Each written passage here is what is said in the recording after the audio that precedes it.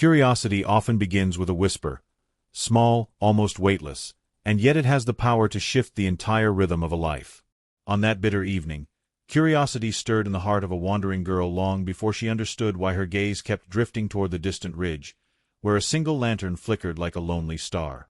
Clara Whitlow, 24, beautiful in a quiet, wind-worn way, felt its pull even as the cold gnawed at her bones. She had no reason to expect anything from the world anymore, but still, she looked. Still, she hoped the light meant something other than more disappointment. Snow swallowed the ground in thick, merciless layers, and every step she took was a slow battle against exhaustion. Her boots, cracked, leaking, long past their final season, sank deep into the drifts as though the earth itself wanted to keep her. The Wyoming winter had a way of choosing its victims with deliberate patience, and Clara feared she was next. Hours earlier, she had walked through Rusty Creek, begging for a corner of warmth, a cup of broth, even a barn offering the simple mercy of a roof. But the town had turned her away with the same tight smiles and clipped phrases she had endured her whole life. The sting of rejection lingered sharper than the frost. Still, she pressed forward, repeating her mother's old advice. Just keep moving, darling. Moving is living. But on nights like this one, with wind cutting through every thin layer she owned, moving felt like an act of blind faith. Her vision blurred. The ridge's lantern bobbed again. Curiosity, or maybe desperation, urged her closer. She didn't notice she was crying until the tears froze along her lashes. When she stumbled, her knees hit the snow hard enough to knock the breath from her chest. She wanted to rise immediately, but her body refused. She stayed there for a moment, hunched over, listening to the rasp of her own breathing, the eerie silence of the pines, and the faraway crunch of footsteps approaching. Clara forced herself upright. The lantern glow brightened, then steadied. A man emerged from between the trees, tall and broad-shouldered, moving with a measured calm. Elias Crow, 33, known in rumor as the Ridge's reclusive mountain man, regarded her with eyes the color of a winter sky. Clara didn't know his name, but she recognized something rare in his gaze. Not suspicion, not judgment, simply awareness. She tried to speak, but the cold had robbed her voice. Only a fractured whisper left her lips. When her legs buckled again, Elias took 2 quick steps forward and caught her by the elbows, steadying her with hands surprisingly gentle for a man who lived alone in the mountains. His lantern swung softly at his side, casting a halo of gold around them. Clara blinked up at him, certain she must look half-frozen and pitiful, but his expression carried neither pity nor discomfort. Finally a word formed, thin, trembling, hardly more than breath. "Warmth," she said. Elias studied her for a brief moment, his jaw tightening with recognition of the danger she was in. Then, without hesitation, he shrugged off his heavy fur coat and draped it over her shoulders. The weight and heat of it nearly made her collapse again, this time from relief. "No one freezes while I'm near," he murmured. The sentence was simple, but something in the tone, steady, grounded, spoken with the certainty of a quiet oath, made Clara's chest ache. It sounded like the world offering her a second chance. He guided her along the path, his pace slow so she could match it. The pines surrounding them shifted with the wind, their needles rattling softly like beads of a distant prayer. Clara clutched the coat tighter, inhaling the faint scent of pine sap and wood smoke clinging to its fibers. She tried not to lean on him too heavily, though every part of her longed to collapse into the promise of safety he radiated. They reached a cabin tucked neatly against a slope, warm light glowing from between its wooden slats. Elias opened the door and ushered her inside. Heat washed over her instantly. She paused just past the threshold, trying to understand the sudden flood of sensation. Her fingers stung as they thawed. Her face prickled. Her chest tightened with a strange mixture of comfort and disbelief. Elias closed the door quietly and moved toward the stove, stirring embers back to life. He didn't bombard her with questions. He didn't demand explanations. Instead, he set out a small bowl of broth, placed it on the table near her, and stepped back to give her space. That gesture, space, mercy, warmth, felt almost too much to bear. Clara took the bowl with shaking hands and sipped slowly. The warmth spread through her ribs like a fragile sunrise fighting through cloud. She watched Elias work in the corner of her eye, noting how deliberate every movement seemed. He gathered firewood, stacked it beside the stove, and checked the windows against the wind. He didn't try to fill the silence, and somehow that made her feel less like an intruder. "Thank you," she whispered finally. Elias glanced over his shoulder, offering a nod that held more weight than the politest words could have. "Storm's not forgiving tonight," he said.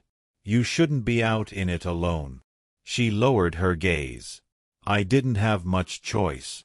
"And now you do," he replied, not unkindly. That sentence lingered in the space between them, soft but firm, as if he had placed something fragile into her hands. A choice, a sliver of dignity, a promise that her suffering had not gone unnoticed. As the storm howled against the cabin walls, Clara studied the man who had appeared like a lantern on her darkest path. She didn't understand his kindness, not yet, but she felt its honesty. And though she wasn't certain what morning would bring, questions, gossip, or another long stretch of wandering, she sensed that this night was not the end of her story. It was the quiet turning of a page. And somewhere deep inside, beyond fear and exhaustion, curiosity rose again. Clara woke to the gentle crackle of the stove and the faint scent of pine lingering in the warm air. For a moment she lay still, letting the unfamiliar safety settle into her bones. Morning light filtered through the cabin window, soft and almost shy, brushing her face with a warmth she had not felt in months. She pulled Elias's heavy coat tighter around her, surprised by how much she already missed its weight when she set it aside. A fragile calm settled over her, yet beneath it pulsed a quiet dread. Sooner or later, reality would come knocking. Elias stepped in from the porch carrying an armful of wood. Snow clung to his hair in tiny white flecks, melting as soon as he stepped inside. He offered her a small, warm nod, the kind that felt more stabilizing than any long speech. She returned it timidly, unsure of her place in his world but grateful he had not regretted helping her. He set the wood down beside the stove and poured water into a kettle. Sleep had given her strength, but now the old fears returned.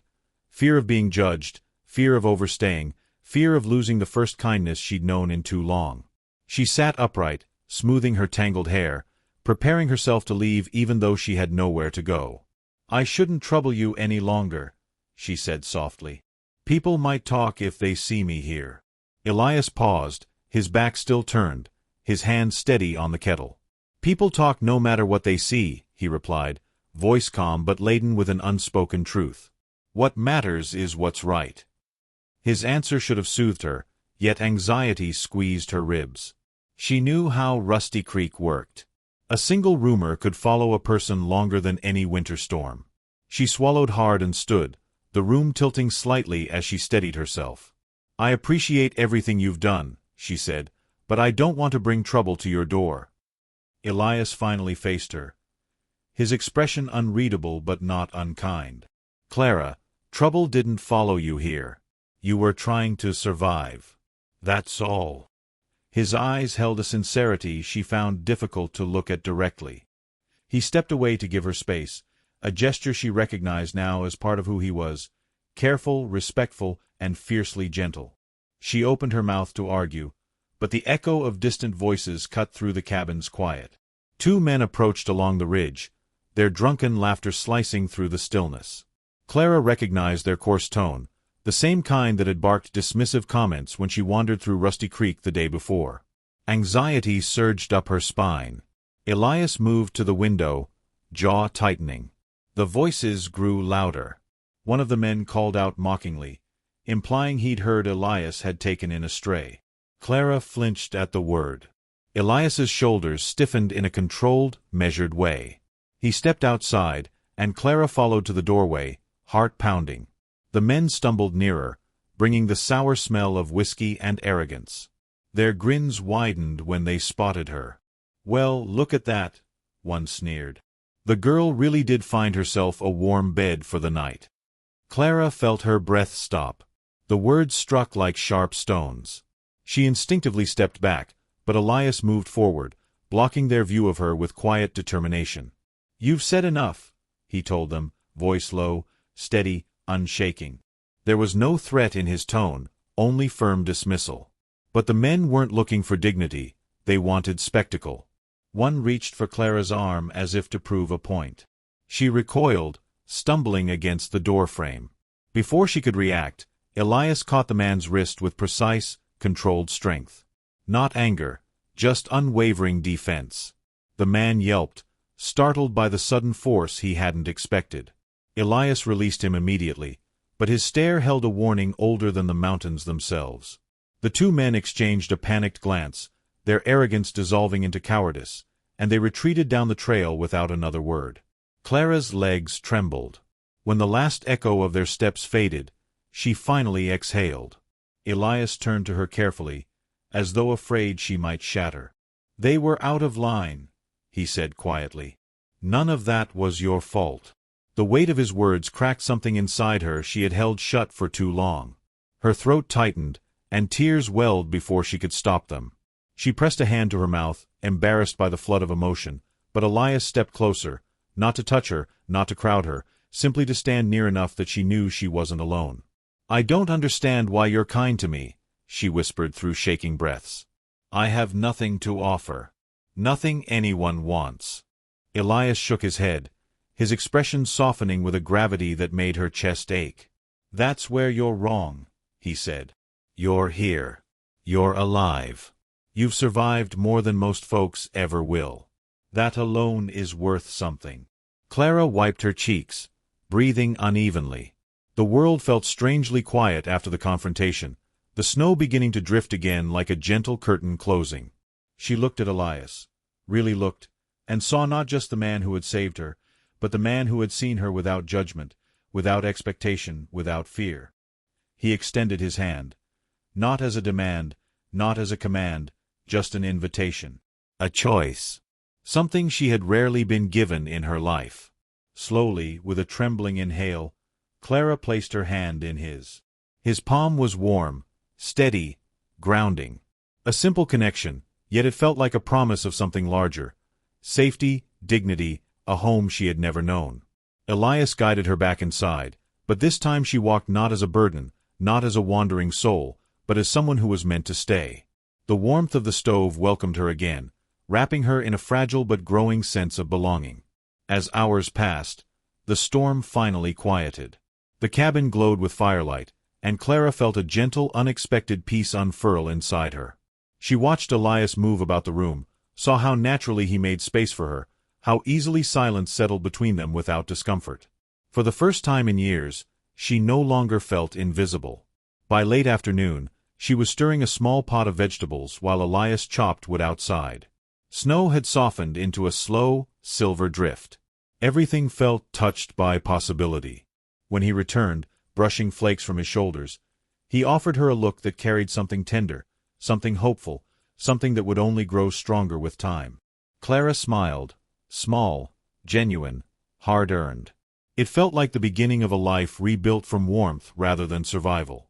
And though she didn't yet know what their future would hold, she sensed, deep in her soul, that this was the happiest ending she had ever dared to imagine, and the first chapter of something even brighter.